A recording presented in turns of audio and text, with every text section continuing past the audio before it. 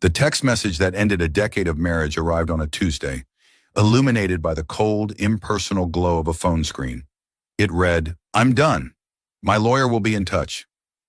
Isabella Rosie stared at those words, her hand resting protectively on the slight curve of her stomach, a secret she had planned to reveal that very night over a celebratory dinner. He wasn't just leaving her, he was leaving a future he didn't even know existed. But in the ruthless world of New York's elite, secrets are currency. And the man who would come to collect on her husband's debt wasn't a lawyer, but his most bitter rival, a billionaire with a memory as long as his bank account, who saw in her unborn child the perfect poetic instrument of revenge. The penthouse on Park Avenue was a monument to success, a cathedral of glass and steel where the city lights of Manhattan served as eternal stained glass. It was Richard Sterling's kingdom, and Isabella Rossi, his wife of 10 years, had long felt like its most beautiful, most captive ornament. Their life was a meticulously curated collection of magazine-worthy moments. Galas at the Met, summers in the Hamptons, and intimate dinners where Richard charmed investors with the same easy smile he once used on her. But lately, the silence in their vast apartment had become heavier than the baccarat crystal chandelier in the foyer. The silence was a living thing, breathing in the spaces between his clipped responses and his increasingly frequent late nights at the office. Isabella moved through the sterile, white kitchen, her fingers tracing the cold marble of the island. The scent of the coq au vin she'd been slow cooking for hours filled the air, a futile attempt to infuse the space with a warmth it had long since lost. Tonight was supposed to be different. Tonight she held a secret that she believed was the key, the final beautiful piece that would complete their perfect picture and mend the growing cracks in its frame. In her purse was a small, grainy ultrasound photo of a life no bigger than a raspberry, their baby. She had rehearsed the words 100 times, picturing the surprise and joy washing over Richard's handsome, perpetually stressed face.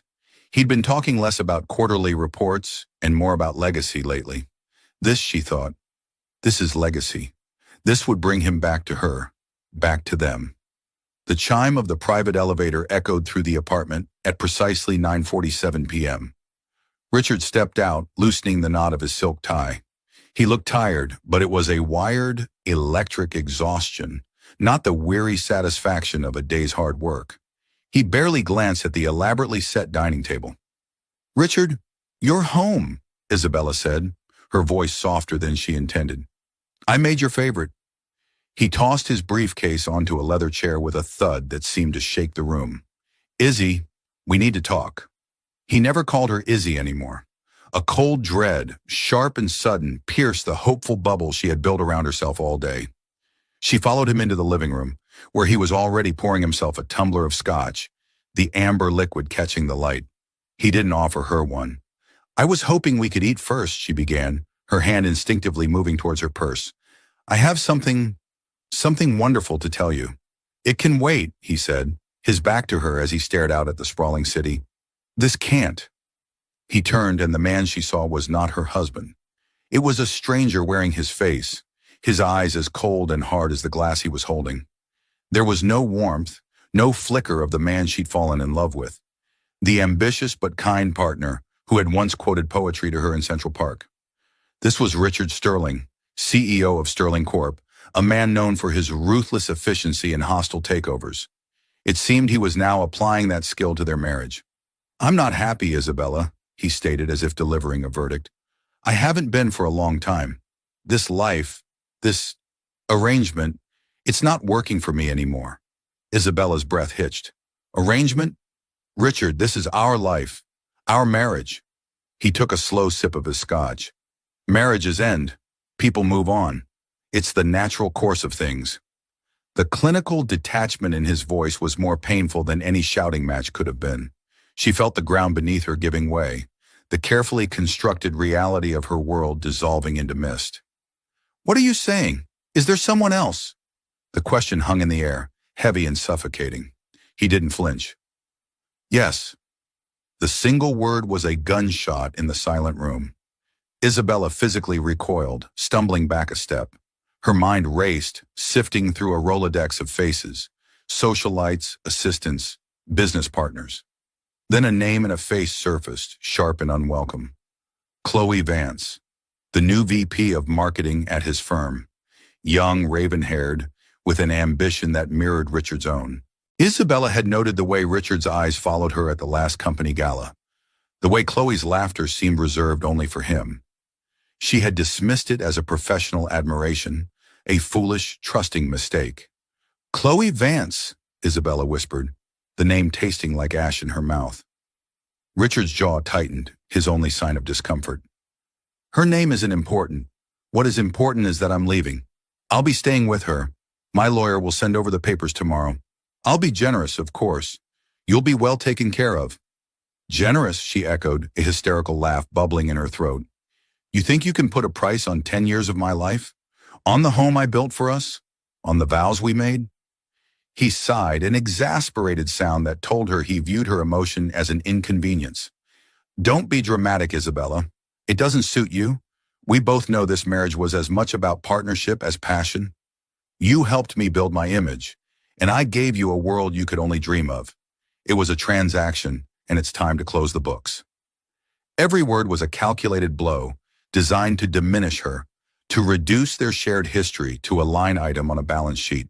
The love, the laughter, the quiet moments, all of it erased and rewritten as a business deal. The ultrasound photo in her purse felt like it was burning a hole through the leather. Her incredible news, her secret weapon to save them, had become a casualty before it could even be revealed. She couldn't tell him now. To tell him would be to hand him another weapon, another pawn to be leveraged in his generous settlement. He would see their child not as a blessing, but as a complication, a liability to be managed. The thought was so monstrous it stole her breath. "Get out," she said, her voice trembling but firm. Richard looked surprised, as if he expected tears and pleading. "Isabella, be reasonable."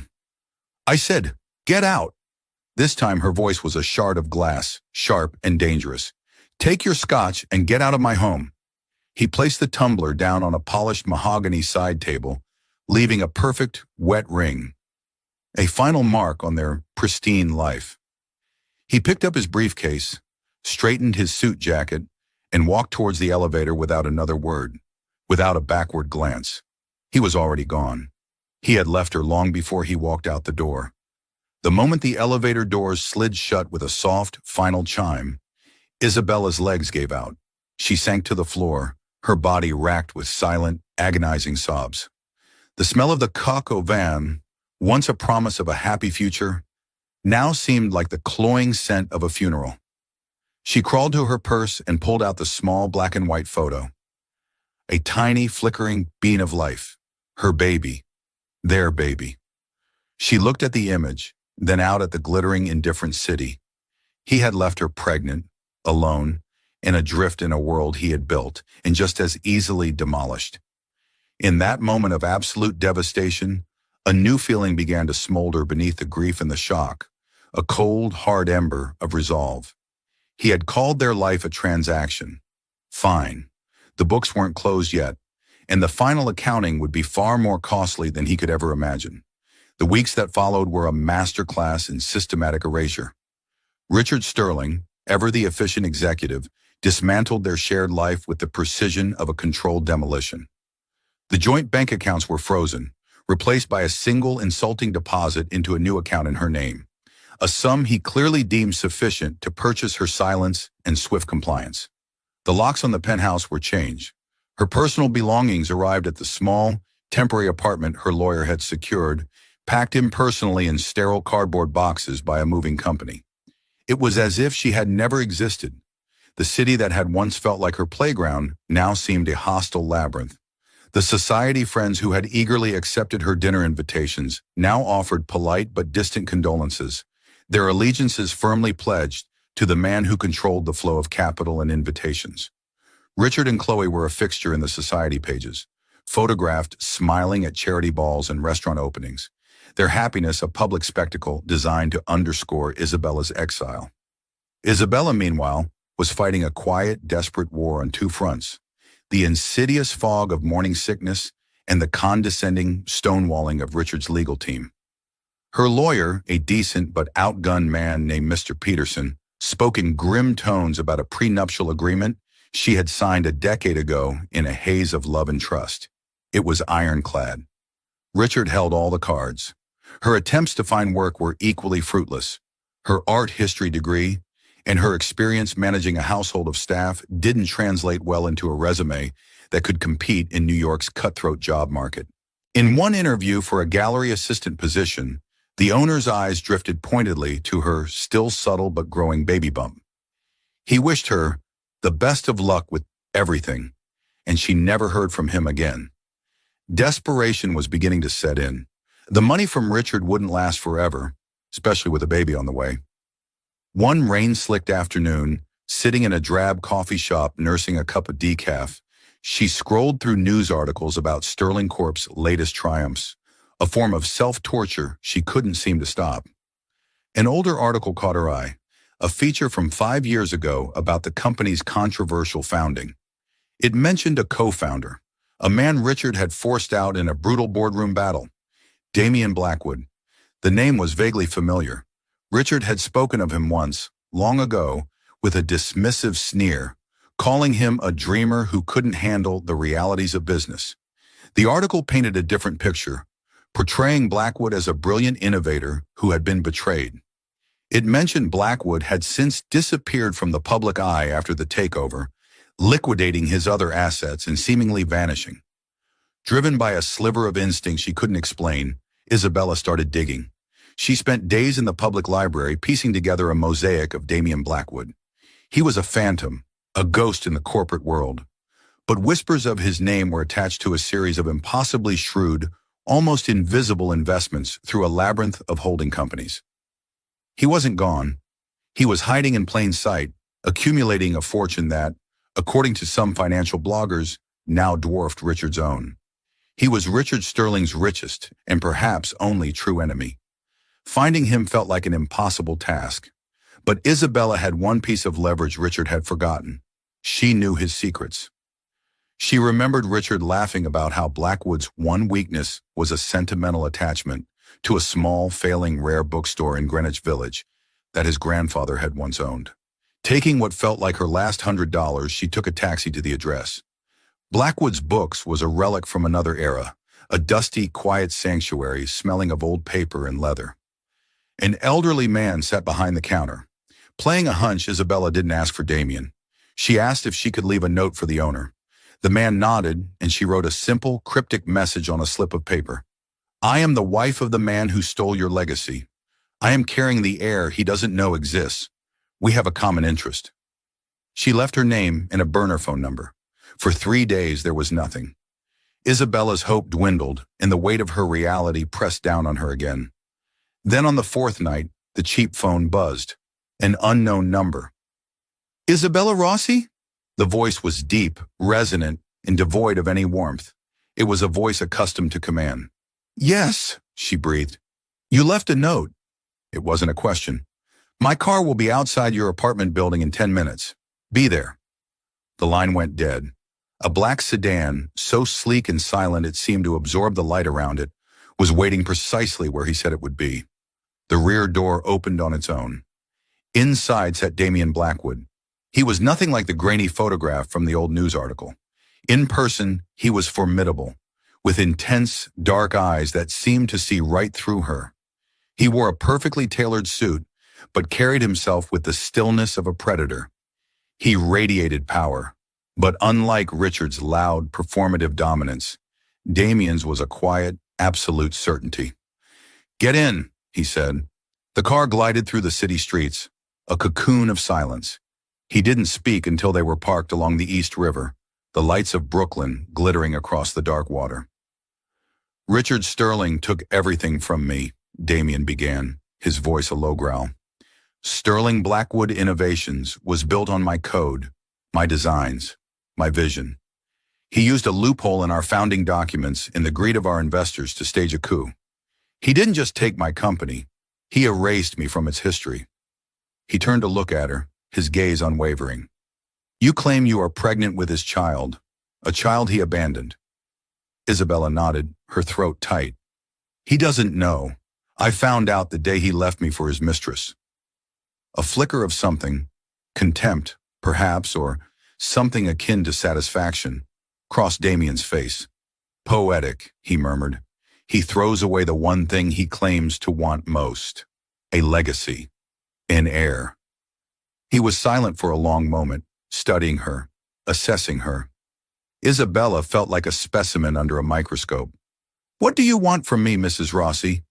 "I want to survive," she said, her voice raw with honesty.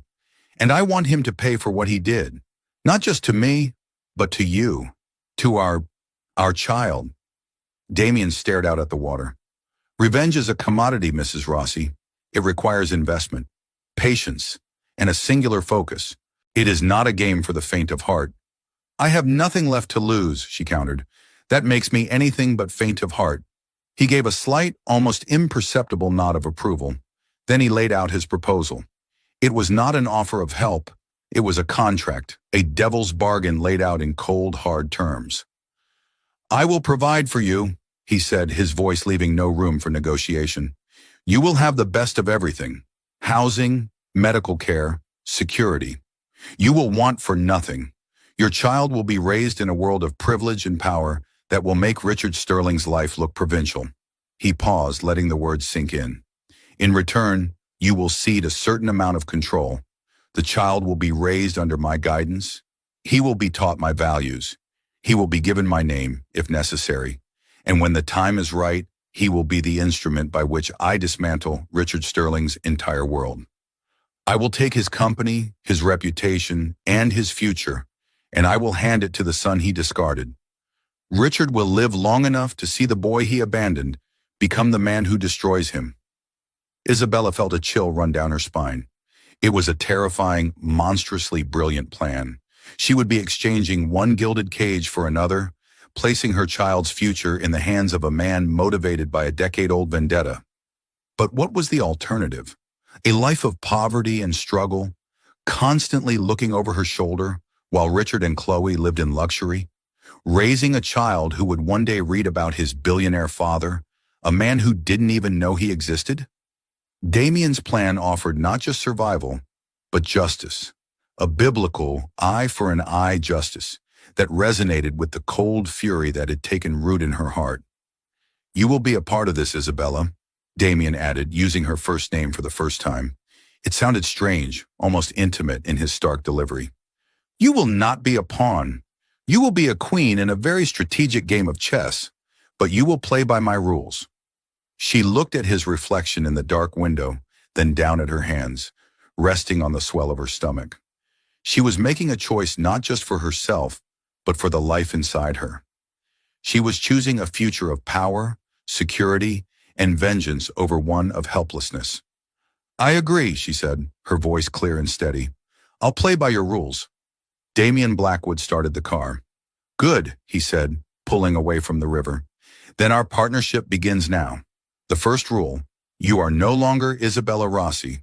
From this moment on, you are invisible. A ghost, and ghosts," he added, a thin, cruel smile touching his lips, "have a way of coming back to haunt people. To disappear in a city of 8 million people should be impossible. But with Damien Blackwood's resources, it was terrifyingly simple. Isabella Rossi ceased to exist overnight. Her temporary apartment was vacated, her credit cards canceled, her digital footprint scrubbed from the internet. Mr. Peterson, her lawyer, received an anonymous wire transfer that was 10 times his expected fee, along with a signed letter from Isabella terminating his services and stating she was leaving the country and wished for no further contact. To Richard and the rest of the world, the scorned wife had taken her settlement and vanished, a quiet and convenient end to an embarrassing chapter. Isabella's new home was a sprawling, multi-story residence known as the Eyrie, a custom-built penthouse occupying the top 3 floors of a discreet, hyper-secure building in Tribeca that Damien owned. It wasn't just luxurious, it was a fortress. The windows were bulletproof, the elevator required a biometric scan, and the staff, a small, impeccably professional team, had been with Damien for years and were fiercely loyal. The space was a reflection of the man who owned it, minimalist, masculine, and filled with priceless, modern art that seemed to mock the opulence of Richard's gaudy, classical tastes. It was beautiful and cold, a gilded cage far more magnificent than the one she had left, but a cage nonetheless. In the first few weeks, the loneliness was a physical weight. Damien was often absent, a spectral presence in his own home, consumed by his global network of investments. He communicated through his head of staff, a severe but competent woman named Miss Albright. All of Isabella's needs were anticipated and met before she could even articulate them. A private chef prepared meals tailored to her pregnancy cravings. A world-renowned obstetrician made house calls. A library was curated with every book on art and history she could desire. It was a life of absolute comfort and profound isolation. She was a protected asset, a precious vessel for Damien's long-awaited revenge. The months passed in a blur of quiet solitude. Isabella watched her body change, the life inside her growing stronger as she felt herself fading. She spent her days painting in the sun-drenched studio Damien had equipped for her, channeling her grief, anger, and fear onto the canvas. She painted the New York skyline from memory, but in her versions, the gleaming towers of Sterling Corp were always shrouded in shadow, crumbling at their foundations. Damien's interactions with her were infrequent and always purposeful. He would appear without warning, assess her condition with a dispassionate eye, and inquire about her health as if reviewing a quarterly report. He never asked about her feelings. He never offered comfort. Theirs was a business arrangement, and he held up his end of the bargain with chilling efficiency. Then one crisp October morning, her water broke. The birth was orchestrated with the same military precision as everything else in Damien's world. The Aries guest suite had been converted into a state-of-the-art medical facility. Her doctor and a team of nurses appeared as if from nowhere. The delivery was long and difficult, but when she finally held her son in her arms, the years of pain and betrayal melted away, replaced by a fierce primal love that was hers and hers alone. He was beautiful. He had her dark hair, and when he opened his eyes, they were a startling, deep blue. Richard's eyes, a painful, unwelcome inheritance. She named him Leonardo, Leo for short, a name that meant lion-hearted, a wish for the strength he would surely need. Damien appeared in the doorway of the recovery room a few hours later. He was dressed in his usual dark suit, looking utterly out of place amidst the medical equipment and the scent of baby powder. He stood there for a long moment, his gaze fixed on the small bundle in Isabella's arms. "He is healthy?" Damien asked, his voice softer than she had ever heard it. "Perfectly," she whispered, her eyes not leaving her son's face. Damien moved closer, his polished shoes making no sound on the floor. He stopped beside the bed, looking down at Leo. Isabella expected to see a cold calculation in his eyes, the look of a man seeing his weapon finally forged. Instead, she saw something else, something she couldn't identify, a flicker of profound stillness, of something ancient and weary. "May I?" he asked, his voice quiet. Hesitantly, Isabella shifted Leo into his arms. Damien was surprisingly gentle, holding the baby with an awkward reverence. He cradled the infant against his chest, one large, powerful hand completely encompassing Leo's tiny back. Leo, who had been fussing moments before, quieted instantly, his small head turning toward the rhythm of Damien's heartbeat. They stood in silence for what felt like an eternity. Damien's cold, guarded facade seemed to crack just for a second, revealing a glimpse of a man hollowed out by his own thirst for vengeance. In that moment, watching him hold her son, Isabella realized a profound truth. Damien Blackwood was just as trapped in the past as she was. Richard Sterling had taken more than just a company from him. From that day on, something shifted. Damien's presence in the area became more regular. He would return from his mysterious business dealings, and his first stop would be the nursery. He wouldn't coo or fuss over Leo. He would simply stand by the crib, watching the baby sleep, a silent, solitary guardian. As Leo grew, Damien would sit on the floor with him, patiently showing him how to stack blocks, his long fingers surprisingly deft. He never called himself a father, and Isabella never pushed the issue. He was simply Damien. Meanwhile, the world outside their fortress continued to turn. Richard and Chloe's wedding was the event of the season, a lavish affair in the south of France featured in a glossy 10-page spread in Vogue. The article quoted Richard extensively about his desire for a family, his talk of building a real legacy with his new perfect wife. Isabella read the words with a bitter, detached calm. Leo sleeping peacefully in the next room. Richard was hunting for a legacy while his true heir was being raised by his greatest enemy. The irony was so thick she could taste it. The years began to fold into one another, marked by Leo's milestones. His first word, "Dada," uttered while looking at Damien, a moment of profound and unspoken complexity. His first steps, taken on the priceless Persian rug in Damien's study. His first birthday, celebrated with a small, quiet cake shared between the three of them. Damien was a constant, steady presence in Leo's life. He wasn't a warm father figure in the traditional sense. He was a mentor, a teacher. He taught Leo chess before he could read, explaining complex strategies with a grave seriousness the little boy seemed to understand intuitively. He read him not fairy tales, but stories from mythology and history, tales of strategy, betrayal, and consequence. He was molding Leo, sharpening his mind, instilling in him the values of loyalty, discipline, and foresight, all the qualities Richard Sterling lacked. Isabella watched this strange, unconventional family take shape. She was no longer just an asset, she was a partner. Damien began to consult her, valuing her intuitive understanding of people. She helped him vet potential allies and identify weaknesses in their enemies. Her art was no longer an escape, it became a tool. Her paintings, sold through a discreet gallery under a pseudonym, became a way to launder information, their compositions and titles containing coded messages for Damien's network. She had found a new kind of power. One evening when Leo was almost 5, he was asleep on the sofa, his head in Isabella's lap. Damien sat opposite them, reading a financial report, the lamplight casting his face in shadow. "He looks like him," Isabella said quietly, stroking Leo's hair. It was the first time she had mentioned Richard's name in years. Damien looked up from his papers, his eyes meeting hers. "He has your strength," he replied, his voice firm. "That is what matters. Sterling's blood is a biological fact. It is not a destiny."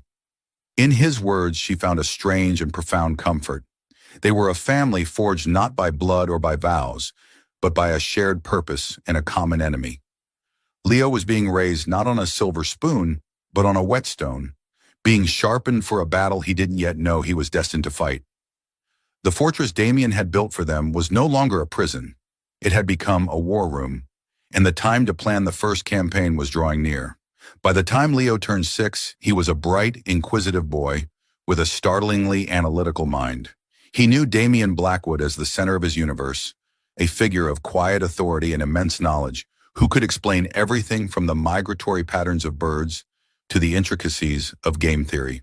To Leo, Damien was the man who taught him to ride a bike in the cavernous underground garage, the man who listened patiently to his elaborate stories about dragons and knights, the man whose rare smile was the highest form of praise. He called him Damien, a name that held more weight and love than father ever could.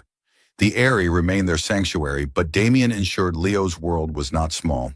He was enrolled in a hyper-exclusive private school under an assumed name, chauffeured there and back by a security detail that was as invisible as it was impenetrable. He had tutors for languages, music, and mathematics. Damien was not just raising a child, he was forging a successor. He was meticulously crafting a young man with the intellect, discipline, and emotional fortitude to one day command an empire. Isabella, for her part, had blossomed from a victim into a matriarch. She was the heart of their strange triumvirate, providing the warmth and emotional balance to Damien's cool logic. She taught Leo about art, about empathy, about the beauty in the world that existed beyond balance sheets and strategic maneuvers. She and Damien operated with an unspoken synergy, co-parenting with a shared, silent understanding. Their relationship defied definition. It was deeper than friendship, more pragmatic than romance. It was a partnership absolute and unbreakable. Meanwhile, Richard Sterling was at the apex of his world. Sterling Corp was a titan of industry, and Richard was the king on the mountain, arrogant and untouchable. His marriage to Chloe was a carefully managed piece of public relations. They were the city's ultimate power couple, though behind the scenes, the first hairline cracks were beginning to show. Chloe's appetite for luxury was insatiable, and Richard's obsession with work left her feeling like a beautiful, neglected trophy. They had been trying for a child for years. a fruitless and frustrating endeavor that had become another source of tension in their perfect marriage. The legacy Richard spoke of so often remained elusive, a ghost haunting their sterile, oversized mansion. He had long since forgotten about Isabella. She was a footnote in his biography, a chapter he had successfully deleted. He had no idea that a few miles downtown, his only son was learning to play chess on a board that might as well have been the map of his own corporate downfall. The first move in Damien's long game was almost imperceptible. It began not with a bang, but with a whisper, a carefully planted rumor about a potential flaw in the supply chain of Sterling Corp's flagship tech product. The rumor, amplified by a network of anonymous financial blogs controlled by Damien, caused a minor, temporary dip in the stock price. Richard dismissed it as market jitters, a nuisance to be swatted away by his PR department. He didn't see the ghost's hand. A few months later, a more significant event. A promising biotech startup that Sterling Corp was poised to acquire was suddenly snatched away at the last minute by an unknown European consortium. The consortium, of course, was a shell company owned by Damien. The loss was a blow to Richard's ego and a dent in his company's future growth strategy. He raged in the boardroom, blaming his acquisitions team for their incompetence, never once suspecting an outside, coordinating force. Damien's strategy was one of 1,000 cuts. He never attacked Sterling Corp head-on. Instead, he targeted its periphery. He bought up the debt of its key suppliers.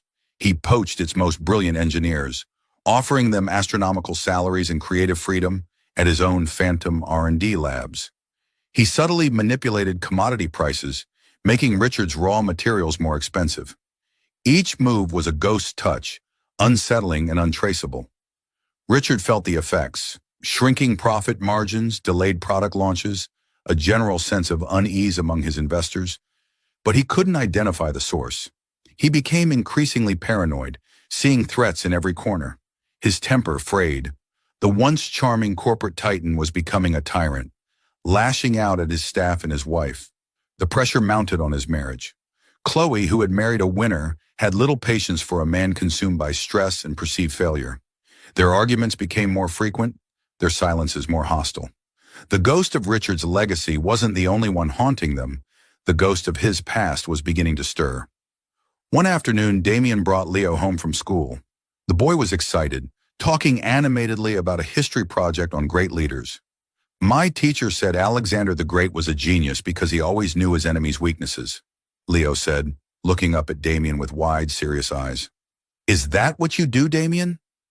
Damien looked from Leo to Isabella, a small, knowing glance passing between them.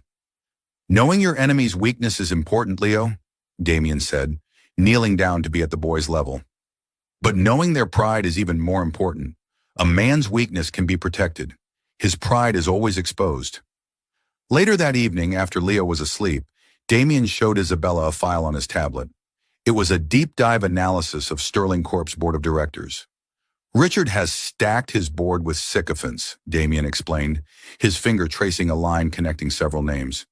"But these three, Robert Mayfield, Eleanor Vance, no relation to Chloe, and David Chen, they are old money. They value stability and reputation above all else. Richard's increasing volatility is making them nervous. They are his prideful weakness." "So what's the next move?" Isabella asked, her role as strategist now second nature. "We give them a reason to doubt," Damien said. "We introduce a new ghost. Not the ghost of a father, but the ghost of a better option." His plan was audacious. Through another series of shell corporations, Damien began a quiet but steady acquisition of Sterling Corp stock. It was a slow, methodical process, designed to go unnoticed until it was too late. He was becoming a significant, silent shareholder. His second move was more personal. He knew that Richard and Chloe were desperate to be accepted into the exclusive Knickerbocker Charity Circle, a secretive group of old-money philanthropists whose membership was the ultimate social prize. Robert Mayfield, one of the board members Damien was targeting, was the circle's chairman. Isabella was the key to this part of the plan. Using her pseudonym as a celebrated and reclusive artist, she donated a major painting to the circle's annual auction. The piece, titled "The Emperor's Heir," was a haunting, abstract depiction of a lonely king on a golden throne, looking at an empty cradle. The buzz around the anonymous donation was immense. On the night of the auction, a proxy bidder, acting for an anonymous European collector, won the painting for a record-breaking sum. That collector was Damien. The move achieved two things. It established Isabella's artistic persona as a major philanthropic force, earning the respect of Mayfield's circle. And it sent a subtle psychological dart straight into Richard Sterling's heart. He and Chloe attended the auction, their faces a mask of fury and envy, as the art world buzzed about the mysterious artist and the powerful collector. The painting's theme was not lost on him. It was a public reminder of his one great failure, the lack of an heir. He went home that night and had a vicious argument with Chloe, the frustration of years boiling over. He was being haunted, he felt, by failures he couldn't name and enemies he couldn't see. The ghost of the father he had failed to be was rattling chains he didn't even know were forged, while the son he never knew was sleeping soundly, dreaming of knights and kings, readying himself for the throne. The thousand-cut strategy had bled Richard Sterling's empire for 2 years. Sterling Corp., once the darling of Wall Street, was now perceived as a lumbering giant, stumbling and bleeding market share. Its stock price had stagnated, and the whispers in the financial district had grown from murmurs to concerned chatter. Richard, trapped in a state of high-functioning paranoia, had fired 2 chief financial officers and 3 heads of strategy, blaming them for the mysterious malaise that had infected his company. He couldn't see the puppeteer. He only saw the tangled strings. Damien Blackwood, now one of the largest undeclared shareholders in Sterling Corp. Through his network of ghost companies, decided it was time to escalate. It was time for the whispers to enter the boardroom. His first target was Robert Mayfield, the old money chairman of the Knickerbocker Charity Circle. Damien, using his European collector persona, arranged a private viewing of his art collection, which now prominently featured Isabella's The Emperor's Heir. The invitation was extended to Mayfield alone. Mayfield, a true connoisseur, was deeply impressed by the collection and intrigued by the reclusive billionaire. Over a glass of 30-year-old Macallan, Damien began to sow his seeds of dissent. He never mentioned Sterling Corp. Directly. Instead, he spoke of his investment philosophy. "I avoid companies led by what I call brittle emperors," Damien said, swirling the scotch in his glass. "Men who have built their kingdoms on shifting sands, who value ego over stability, and who mistake aggression for strength. Their volatility inevitably creates risk. When a ship's captain is unpredictable, the wise investor gets off the boat." Mayfield, a man whose family fortune had survived generations by avoiding precisely this kind of risk, listened intently. The parallel was unmistakable. The next step involved Isabella. Having established her artistic pseudonym as a significant cultural figure, she was invited to sit on the acquisitions committee for the city's foremost modern art museum, a committee that included Eleanor Vance, another key member of Richard's board. Isabella, now exuding a quiet confidence and elegance that was light years away from the broken woman Richard had abandoned, was brilliant in the role. Her insights were sharp, her taste impeccable. She and Eleanor developed a mutual respect. During one of their private meetings over tea at the Carlisle, Isabella artfully turned the conversation to legacy and business. "It must be so reassuring," Isabella said with a thoughtful sigh, "to be involved with institutions that are built to last for centuries. Something tangible. I imagine it's quite different from the corporate world, where a company's entire value can be tied to the whims of a single erratic man." Eleanor Vance, whose family had lost a fortune in the 1929 crash due to the hubris of a single CEO, nodded grimly. "You have no idea," she said.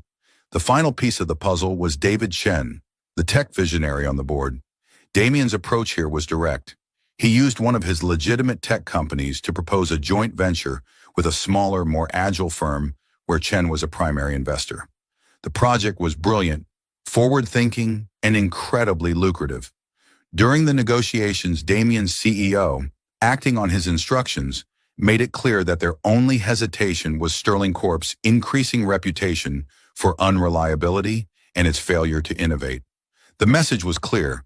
Richard Sterling was the anchor holding them back. With the 3 most influential board members now privately questioning Richard's leadership, Damien initiated the final phase of his boardroom coup. He began to consolidate his shares under a single, formidable holding company, Blackwood Capital. The name was chosen deliberately. It was a ghost stepping out of the shadows. When Richard's legal team traced the massive stock acquisitions back to that name, a cold, sickening wave of realization washed over him. Blackwood, the man he had destroyed and buried over a decade ago, was back. It wasn't random market forces or corporate espionage. It was a ghost from his past, and he was here to collect a debt. The revelation sent Richard into a tailspin. He became obsessive, working around the clock, trying to counter Damien's moves, but he was always one step behind. He was playing checkers against a grandmaster of chess. The pressure cooker of his life finally exploded. His relationship with Chloe shattered completely. She had signed up to be the wife of a king, not a beleaguered general fighting a losing war. Her spending had become reckless, a desperate attempt to maintain the facade of their perfect life. During one final explosive argument in their marble-floored foyer, Richard, his face contorted with rage and stress, accused her of being a gold-digging parasite. "I made you," he screamed. "You were nothing before me." Chloe's answering laugh was brittle and cruel. "No, Richard. You made yourself, and now you're unmaking yourself. I'm just smart enough to get off the sinking ship." She left the next day, her lawyers sending a divorce petition that aimed to strip him of half his remaining assets.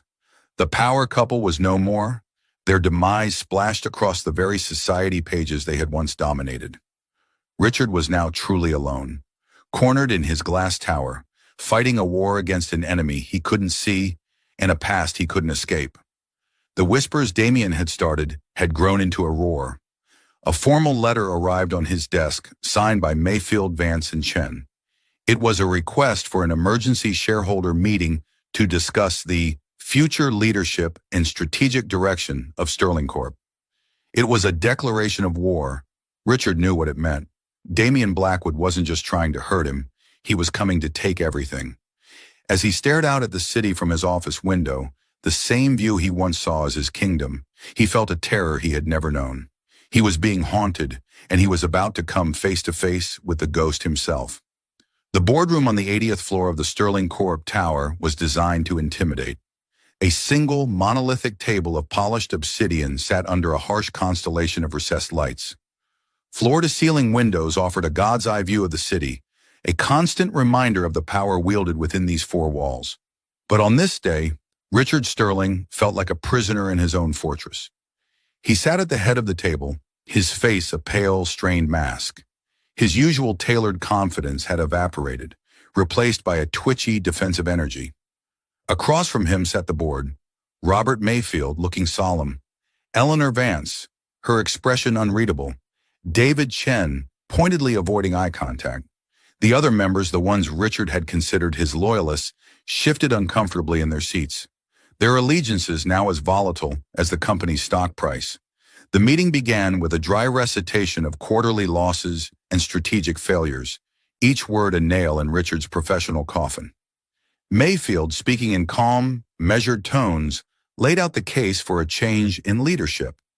He spoke of a loss of investor confidence, of a rudderless strategy, of a CEO who seemed more focused on imagined conspiracies than on real-world results. Richard tried to fight back, his voice hoarse with a mixture of rage and desperation.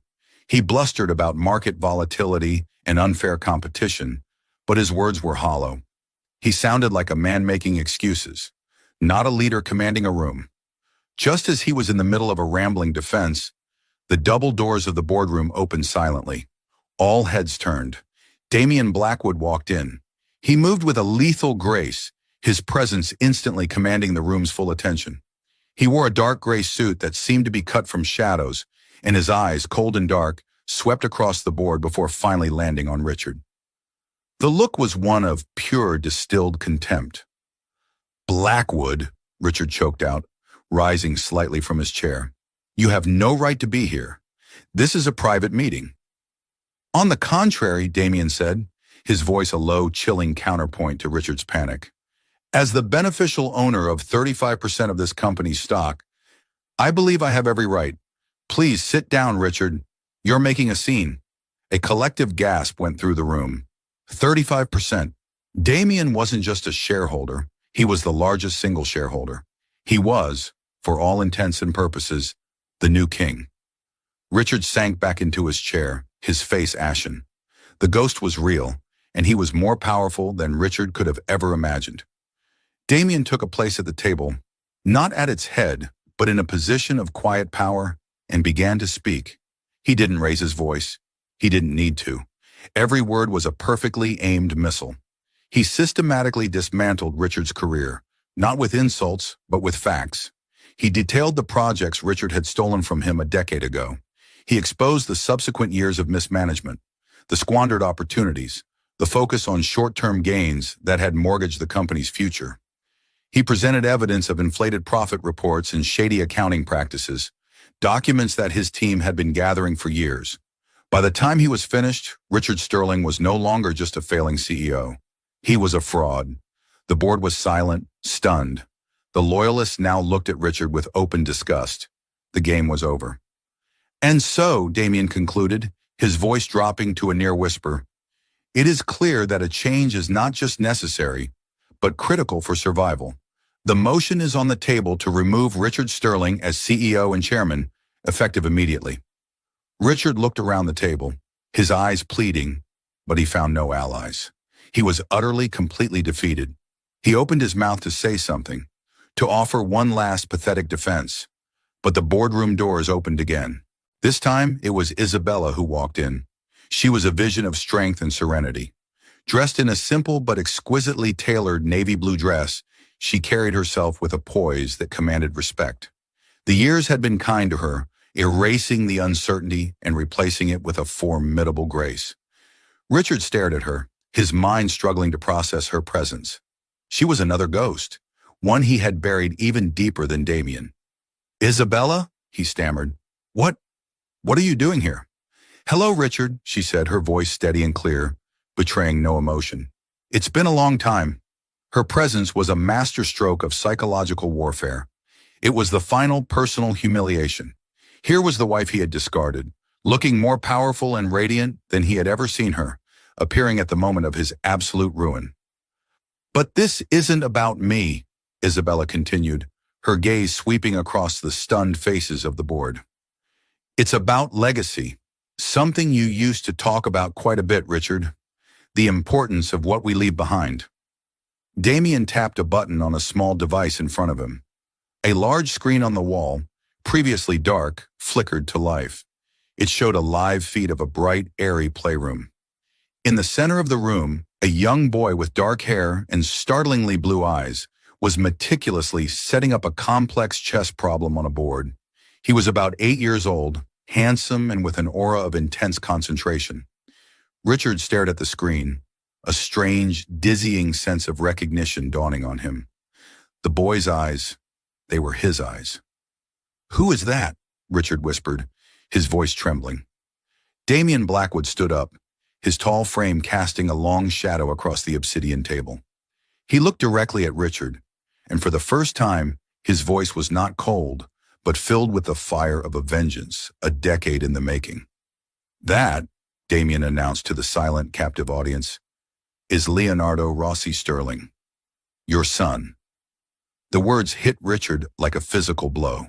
He gasped, his hand flying to his chest. He looked from the screen to Isabella, to Damien, his mind collapsing under the weight of the revelation. He is the heir you abandoned before he was even born, Damien continued, his voice ringing with triumph. The legacy you threw away for a life of greed and vanity. While you were building an empire of sand, I was raising your son. I have provided him with the education you would have neglected, the values you never possessed, and the love you were incapable of giving. He is everything you are not, intelligent, honorable, and loyal. Damien walked to stand behind Isabella, placing a hand gently on her shoulder. They were a united front, a tableau of justice delivered. The board can vote as it wishes, Damien said, his eyes locking with Richard's. It no longer matters, because today I am taking your company. But that's just business. What I want you to understand, What I want to burn into your memory for the rest of your pathetic life is that I have already taken your future. You lose, Richard. You lose your company, you lose your reputation, and you have lost the son you were never man enough to deserve. The screen went dark, but the image of the boy, his son, was seared into Richard's mind. In one devastating, perfectly executed moment, he had lost everything. Not just his wealth and power, but the one thing he could never get back, a past with his child. He finally understood. This was never just a hostile takeover. It was the complete and total annihilation of a man's soul. The fallout was swift. Richard Sterling's ruin was absolute. Voted out, publicly shamed, and financially obliterated by lawsuits and Chloe's divorce, he vanished into obscurity, a pariah haunting the edges of the world he once commanded. In the quiet aftermath, the war was over. The singular purpose that had bound Isabella, Damien, and Leo was gone, leaving something more real in its place. Their fortress, the Eyrie, finally became a home. The tense alliance between Isabella and Damien softened into a deep, unspoken loyalty. They never married, finding such labels too simple for the unconventional family they had become. One evening, Damien confessed that his decade-long hate was a fire that had kept him warm, but that Isabella and Leo had given him a hearth. Something to build, not just destroy. The ghost of his vendetta was finally at peace. They found new purposes. Isabella took charge of the company's philanthropic arm, using her influence to support the arts. Damien, free from his past, became a mentor to young innovators. Together, they focused on their most important venture, raising Leo. They told him the truth gently over time, teaching him that his worth came from his character, not his bloodline. They had forged a different kind of empire, one not of glass and steel, but of resilience. It was a testament that the strongest families are often the ones built from the ashes of betrayal, a kingdom forged in a devil's bargain, but now ruled by a quiet, unshakable grace.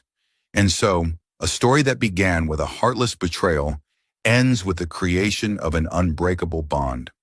It's a raw and powerful reminder that the best revenge isn't just about watching your enemies fall.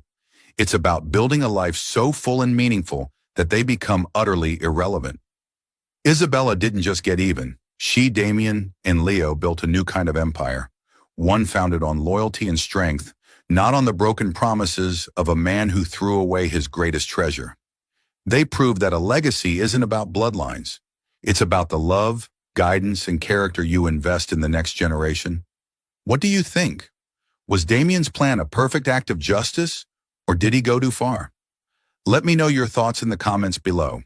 And if you love stories of epic revenge and triumphant survival, make sure to hit that like button, share this video with a friend, and subscribe for more unforgettable tales.